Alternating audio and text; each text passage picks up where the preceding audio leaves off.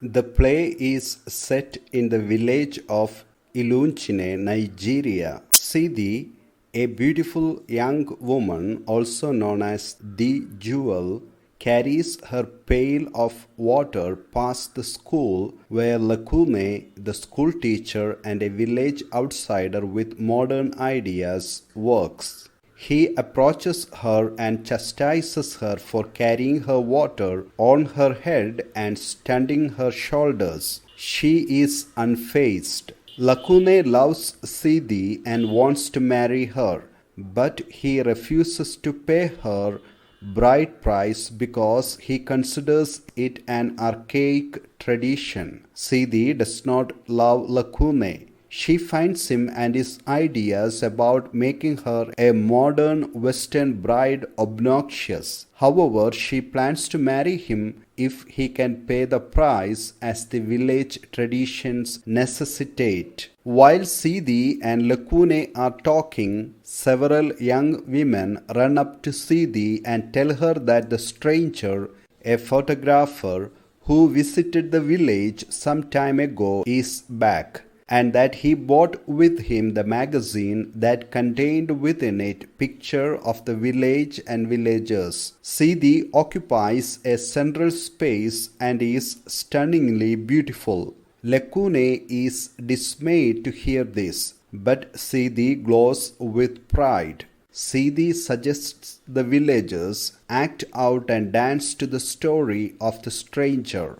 She pushes Lakune to participate and act as the stranger, and the performance commences. The drummers and singers and actors play out the arrival of the stranger and his camera. Lakune gets into the spirit of the performance. As it goes on, the Bale, that is the head of the village, Baroka, also known as the lion, arrives. He plays the role of the chief. Later that day he stares at the pictures of Sidi and muses that he has not taken a wife for some time. Sadiku, Baroka's senior wife and head of the harem, finds Sidi and tells her that Baroka wants to take her for a wife. She paints this as an incredible honor, but Sidi laughs that Baroka is old.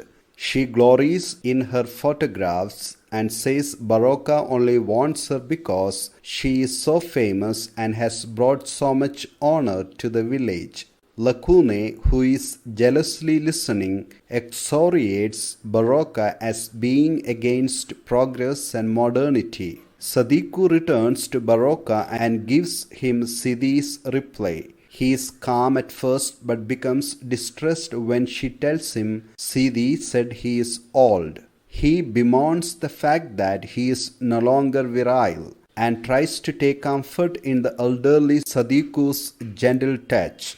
Sidi is standing and admiring her photos near the schoolhouse when Sadiku, cackling to herself and carrying a bundle, arrives. Inside the bundle is a carved figure of the Bale. Sadiku looks at it and bursts into laughter, exulting in how she and the women have undone him. Sidi is confused and Sadiku whispers to her about the Bale's importance. Lakune sees them talking and tries to learn what they are saying, but both women tell him to leave them alone. Sidi announces she has a plan and tells Sadiku that it would be wonderful if she could go to dinner with the Bale and see him thwarted. Sadiku gleefully agrees and Sidi bounds off. After she leaves, Sadiku and Lakune argue, with Lakune telling Sadiku that his plans of modernity are what is best for the village. The scene shifts to the Bale's bedroom, where he is engaged in wrestling with a man hired for the purpose of making him stronger. Sidi enters confidently, but the Bale's dismissive attitude confuses her. She pretends to ask his counsel on a man who wanted to marry her,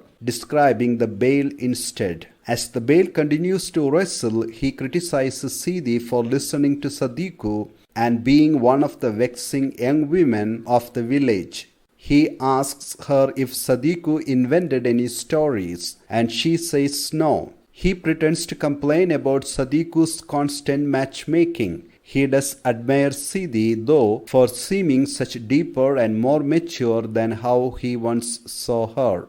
Barocca confides in her his plan for a stamp machine that will have images of Illuncine on it, as well as of Sidi herself. He ruminates more to himself that he does not hate progress, but only bland similarity. He admits he and the school teacher are not so different, and that they must work together. The drums begin and female dancers pursue a male. Sadiku and Lakune wait for Sidi to return. Lakune is very nervous and claims he will go rescue Sidi. The mummers play in the distance and Sadiku joyfully assumes the Bale has been brought down. She also tells Lakune he must pay the mummers for a performance or it would be rude. She grabs money from his pocket and pays them. They dance out the story of Barocca and his downfall. Sadiku herself is invited to help kill the Bale. Suddenly, Sidi runs in, sobbing. She throws herself into the ground. Lakune is horrified and asks if she was beaten. Sidi sobs that Sadiku was fooled. The lion tricked her and was not impotent at all, so he raped Sidi and took her virginity. Lakune announces he will still marry Sidi. She is perplexed and asks if this is true. He assents. However, almost immediately when marriage preparations start, Lakune becomes visibly distressed. He claims to need more time. Sidi laughs and says she is actually getting ready to marry Barocca because it is the only thing she can do. Sadiku blesses her and asks the gods for fertility. The festivities begin and even Lakune seems to be getting into the spirit of things when he chases a young woman who shakes her butt at him.